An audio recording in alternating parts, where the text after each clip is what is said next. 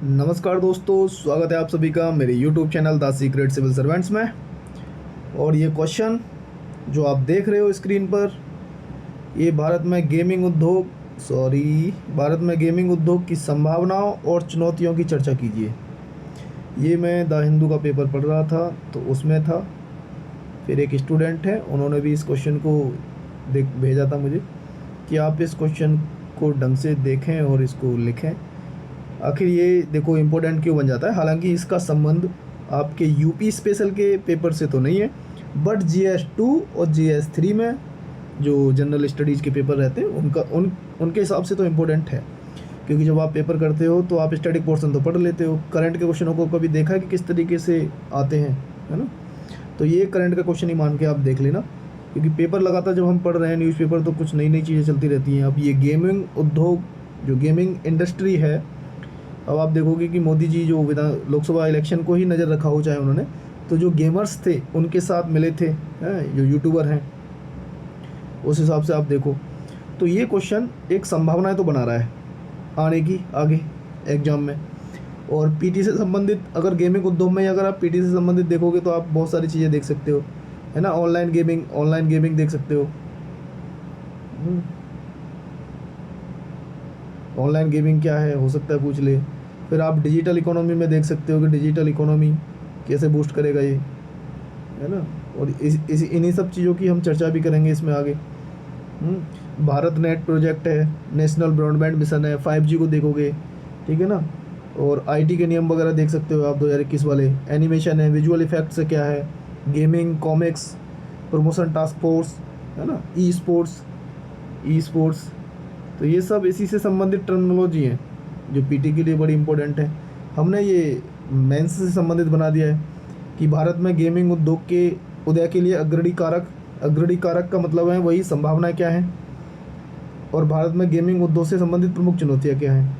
तो प्रश्न आपने समझ लिया होगा ठीक से। चलो इसके आंसर पे बढ़ते हैं कि आंसर क्या लिखा गया है। तो वही इंट्रोडक्शन आप डालोगे तो इंट्रोडक्शन में आप इसके फोकस पॉइंट को ढूंढ लोगे या कॉन्टेक्स्ट को ढूंढ लोगे, तो उद्योग से संबंधित है और गेमिंग उद्योग ही इसका फोकस पॉइंट है। और आप देखिए किस तरीके से हमने इंट्रोडक्शन लिखा है इसका। तो वीडियो गेम उद्योग दुनिया भर के लाखों लोगों के लिए वीडियो और कंप्यूटर गेम के विकास, विपणन और बिक्री से जुड़ा आर्थिक क्षेत्र है। तो गेमिंग इंडस्ट्री को ही हम समझा रहे हैं कि गेमिंग इंडस्ट्री है क्या। वो गेम उद्योग जो है, गेमिंग इंडस्ट्री जो है, वो वीडियो और कंप्यूटर गेम के विकास, विपणन और बिक्री से जुड़ा एक आर्थिक क्षेत्र है जो मनोरंजन उद्योग का तृतीयक और चतुर्थक क्षेत्र है। तो ये आपका GS3 पेपर से जुड़ रहा है कि नहीं जुड़ रहा, इकोनॉमी वाले सेक्शन से, प्राइमरी, सेकेंडरी, टर्सरी और चतुर्थक क्षेत्र। चलिए सीधा क्वेश्चन की डिमांड के अनुसार हम बॉडी पे बढ़ते हैं। और बॉडी में पूछ रहा था कि भारत में गेमिंग उद्योग की संभावनाएं क्या है, पॉसिबिलिटी क्या है। जैसे संभावनाएं की बात जब होती है तो आप उसको कुछ आंकड़े, तथ्य दोगे, तब उनको आप परिभाषित करोगे कि हाँ ये तर्क है हमारे पास कि हाँ संभावना है गेमिंग उद्योग की। मैं कहूँगी किसी स्टूडेंट में ये देखना हो, अपने भाई बहनों में हम देखते हैं, हम संभावना देखते हैं इसके, इसमें क्षमता क्या है बनने की, आर्मी ऑफिसर बनेगा क्या या क्रिकेटर बन सकता है, संभावनाएं देखते हैं। आर्मी ऑफिसर दौड़ लेता है कि नहीं दौड़ लेता, लंबाई है कि नहीं है, तो वो संभावनाएं चलाते हैं। ऐसे हम गेमिंग उद्योग की क्या संभावना है इंडिया में आगे फ्यूचर में, चलिए देख लेते हैं संभावना क्या है। भारत में ऑनलाइन गेमिंग उद्योग मुख्य रूप से एक घरेलू स्टार्टअप परितंत्र है जो 27% CAGR से बढ़ रहा है। कितना? 27%। अनुमान है कि आर्टिफिशियल इंटेलिजेंस और ऑनलाइन गेमिंग वर्ष 2026-27 तक भारत की GDP में 300 बिलियन अमेरिकी डॉलर तक जोड़ सकते हैं। कितने? 300 बिलियन अमेरिकी डॉलर तक ये इंडियन इकोनॉमी में जोड़ सकते हैं। कौन कौन से? आर्टिफिशियल इंटेलिजेंस और ऑनलाइन गेमिंग। कब तक? 2026 से 27 तक। ये संभावना ही तो है, संभावना ही तो दिख रही है हमको। चलिए आगे बढ़ते हैं। बोस्टन कंसल्टिंग ग्रुप BCG की रिपोर्ट 2021 की है। उसके अनुसार भारत का मोबाइल गेमिंग क्षेत्र वर्ष 2020 के $1 बिलियन से बढ़कर 2025 तक $5 बिलियन तक होने की संभावना है। संभावना दूसरी बता दी हमने, पहले हमने आपको ऊपर बताया, सेकंड हमने दूसरा ये संभावना बताई, अब तीसरी भी देख लो। वर्तमान में भारत में 400 से अधिक गेमिंग कंपनियां सक्रिय हैं। उदाहरण इन्फोसिस लिमिटेड है, FG फैक्ट्री आदि। तो संभावनाओं पे आप बात कर चुके हो। अन्य संभावनाएं आप देख सकते हैं इंडिया में कौन कौन सी संभावनाएं गेमिंग उद्योग की तरफ हैं। अन्य संभावनाएं कौन कौन सी हैं? जनसांख्यिकी लाभांश, भारत में विश्व की सर्वाधिक युवा आबादी है। तो युवा आबादी से तो देख रहा है, आईपीएल देखना आप कभी भी जियो सिनेमा पर, आपको पता चलेगा कि संख्या कहती है स्टैटिक्स जाते हैं 49 करोड़ 50 करोड़ तक पहुंचते हैं। बताओ, इतनी पॉपुलेशन जो किसी पूरे यूरोप की मिला करके नहीं होगी, इतनी पॉपुलेशन तो हमारी आईपीएल देख रही होती है ऑनलाइन। तो संभावनाएं गेमिंग की भी बहुत है। भारत में विश्व की सर्वाधिक आबादी है, ठीक है ना, तो ये संभावना है जनसंख्या की लाभांश वाली, ठीक है। अगला तकनीकी समृद्धि, वहन स्मार्टफोन और हाई स्पीड इंटरनेट की उपलब्धता है। जियो जब से आया है तब से तो इंटरनेट मिलना ही शुरू हो गया काफ़ी हद तक, जब तो स्मार्टफोन हाथों हाथों में है और अफोर्डेबल प्राइस में मिल रहे हैं। सरकार का भी सहयोग है, उदाहरण खेलो इंडिया स्कीम चल रही है उससे। आर्थिक प्रभाव ये है कि भाई गेमर्स क्यों बनना चाह रही है युवा आबादी, मैक्सिमम गेमर्स क्यों बनना चाह रही है। एक तो हम प्रधानमंत्री जी से भी देख रहे हैं कि भाई जो यूट्यूबर थे, जो गेमर्स थे, वो प्रधानमंत्री जी द्वारा प्रोत्साहित किए जा रहे हैं। दूसरा रोजगार, आर्थिक प्रभाव, क्योंकि ये रोजगार उपलब्ध करा रहे हैं, ठीक, तो ये भी प्रभाव है। संभावनाएं तो हैं। चलिए चुनौतियों के बारे में बात कर लेते कि आपने संभावना देख ली, तो जब आप इसकी तरफ बढ़ोगे तो कुछ चुनौतियां भी हैं उसके सामने, तो वो चुनौतियां बताते हैं। सरकारी कोषागार को हानि होती है इससे। कैसे? क्योंकि इसमें पर्याप्त विनिमय की कमी है। अवैध ऑफशोर गैम्बलिंग होती है। अवैध ऑफशोर गैम्बलिंग जो पनपी है, उससे लगभग $100 बिलियन प्रति वर्ष की हानि होती है। किसको? भारत सरकार को। तो सरकार के कोषागार में हानि होती है। ये चुनौतियाँ हैं जिसको कंट्रोल करो। हम ये नहीं कह रहे कि गेमिंग इंडस्ट्री को तुम आगे ना बढ़ाओ, आगे बढ़ाओ, लेकिन जो चुनौतियाँ बनी हुई हैं उनको ख़त्म किया जाए, वो बाद में देखेंगे, अभी आगे बढ़ लेते हैं। लत लगना, एक्चुअली होता क्या है कि आजकल बच्चों के पेरेंट्स जो हैं बच्चों से इस बात से परेशान है कि दिन रात देखो उनके मोबाइल पर स्क्रीन टाइम देखो। इंडिया का एवरेज स्क्रीन टाइम 7 से 8 घंटे है, और ज़्यादा हो सकता है कहीं कहीं 14-14 घंटे भी लोग मोबाइल की स्क्रीन पर लगे रहते हैं। तो लत लग जाती है, और लत लगने से क्या होता है? डिप्रेशन, मानसिक स्वास्थ्य पर नकारात्मक प्रभाव पड़ता है इसका। ऑनलाइन गेमिंग में वित्तीय जोखिम भी है। वित्तीय जोखिम क्या है? पैसे लगा देते हैं, लालच है ना, वही सट्टेबाजी वाला भी सिस्टम है। ये ऑनलाइन गेमिंग क्या है? तो वित्तीय जोखिम। आईपीएल में कितने लोग जो है एसयूवी के चक्कर में जो है, तुम अपने आसपास खोजना, एक बार देखना, यार दोस्तों में, रिश्तेदारों में, कौन जीता है, कितने रुपए जीते हैं, कितना, कोई 5 करोड़ 8 करोड़ 10 करोड़ कौन जीता है बताओ? कोई नहीं, सब खोकर बैठे होंगे सबके सब। चलिए आगे बढ़ते हैं। कौशल आधारित गेमिंग और गैम्बलिंग के बीच अंतर करने में नियामक अस्पष्टता है, अभी क्लियर नहीं है ये। वो कहते हैं कि स्किल बेस्ड है ये जो गेमिंग है, गैम्बलिंग, और गैम्बलिंग जुआ क्या है, तो इसमें कोई स्पष्टता नहीं है, इनमें स्पष्टता की ज़रूरत है।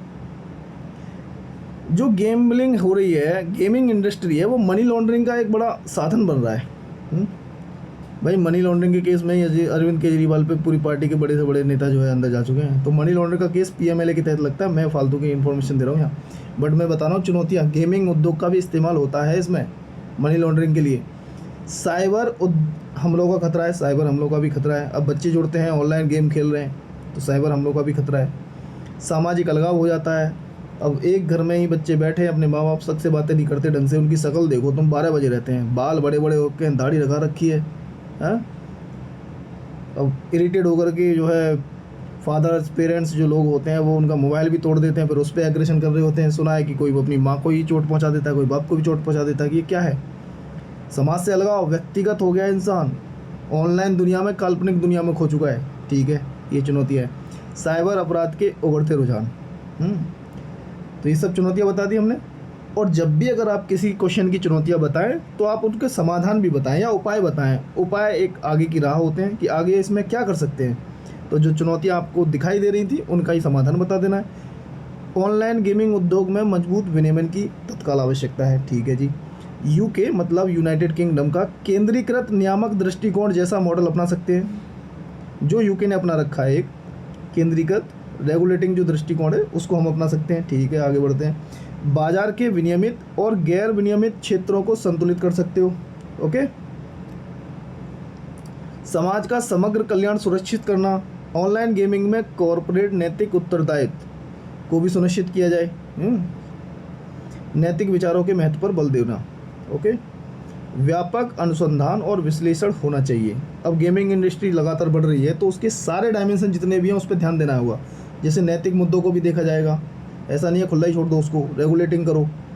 और युवावादी, मोस्ट ऑफ युवावादी उससे जुड़ रही है और भारत सबसे बड़ी युवा आबादी वाला देश है। आगे बढ़ते हैं निष्कर्ष पे। निष्कर्षतः हम कह सकते हैं कि भारत में एक मजबूत नियामक ढांचे होना चाहिए जो गेमिंग क्षेत्र में जिम्मेदार विकास को बढ़ावा देने, कर चोरी और शैडो इकोनॉमी के प्रसार के मुद्दों को संबोधित करे। इस तरीके से आपका ये कंक्लूड खत्म होता है। क्वेश्चन बेहतरीन है, आपको ये GS3 में पूरी चांस है मिलने के, ठीक है ना। तो हालांकि मैं GS5 पढ़ा रहा हूँ, बट करंट अफेयर्स के जो क्वेश्चन आया करेंगे मैं बीच बीच में उसे कराता रहा करूँगा।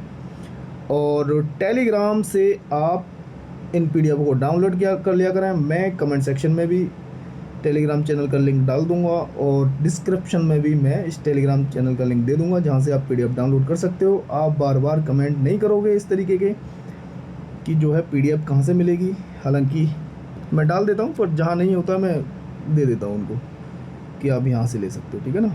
चलिए, तो कमेंट ज़रूर किया करें यार, आप कमेंट करते हो तो अच्छा लगता है मुझे। पर्सनली सच बता रहा हूँ, पहले मुझे लगता था कि अच्छा यार मैं कभी किसी के उस पर कमेंट नहीं करता था, आज तक नहीं किया कभी, क्योंकि मैं प्रशांत धवन सर को बहुत सुनता था करंट अफेयर्स IR के लिए, तो मैं कभी कमेंट नहीं किया। कभी कभी मुश्किल से किया होगा, लेकिन आज लगता है कि हाँ कमेंट करते हैं तो प्रोत्साहन तो मिलता है, तुम्हें काम करने की एक एनर्जी है, वो बूस्टर डोज टाइप से है कि तुम अगले दिन और बेहतर करने की कोशिश करते हो, है ना। तो आप मुझसे जुड़े रहें और मुझे और बेहतर बनाया, ये आप ही बनाओगे, आपके कमेंट मुझे बेहतर बनाएंगे लगातार, और आपके लिए मैं बेहतर से बेहतर चीज़ें लेके आऊँगा जो आपके फ़ायदे के लिए भी होंगी और मेरे फ़ायदे के लिए भी होंगी, ठीक है ना। चलिए, बहुत बहुत धन्यवाद आपका और आपका दिन शुभ रहे। Thank you.